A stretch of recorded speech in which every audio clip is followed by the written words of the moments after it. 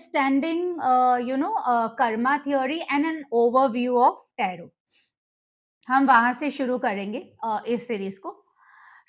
मैं कर्मा थ्योरी की बात क्यों कर रही हूँ, क्योंकि जब भी हम प्रिडिक्शंस की बात करते हैं, चाहे हम होरा शास्त्र एस्ट्रोलॉजी की बात करें जिसे हम जनरली एस्ट्रोलॉजी की तरह से देखते हैं, चाहे हम वैदिक न्यूमरोलॉजी की बात करें, चाहे हम टैरो रीडिंग की बात करें, या इस तरह की लाइक हस्त रेखा यानी हैंड हाथ से जो लोग देखते हैं, हाथ पढ़ते हैं, फोरहेड एंड फेस रीडिंग, ये सारी चीजें कहीं ना कहीं एक चीज से रिलेटेड तो ऑफ कोर्स है, जिसे हम कहते हैं कर्म थ्योरी। इंग्लिश में हम उसे कहते हैं कर्मा थ्योरी, राइट।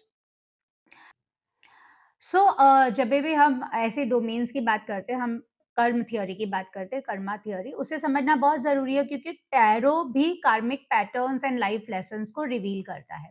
ब्रीफ में हम थोड़ा सा समझने की कोशिश करेंगे। ऑफ कोर्स जो व्यूअर्स मेरे साथ जुड़े हुए हैं, we all know, right, the karma theory.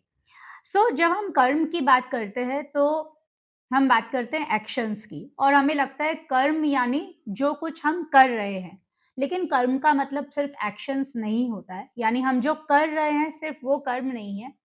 कर्म हर वो चीज है जो हम सोचते हैं, यानी हमारे थॉट्स जो आते हैं, और जो हम करते हैं, जो बोलते हैं, वो भी कर्म में आता है, यानी सोचना, बोलना एंड एक्शन करना, है ना। थॉट, व्हाट वी से एंड व्हाट वी डू, ये पूरा कर्मा का पार्ट है ना, कर्म का पार्ट है।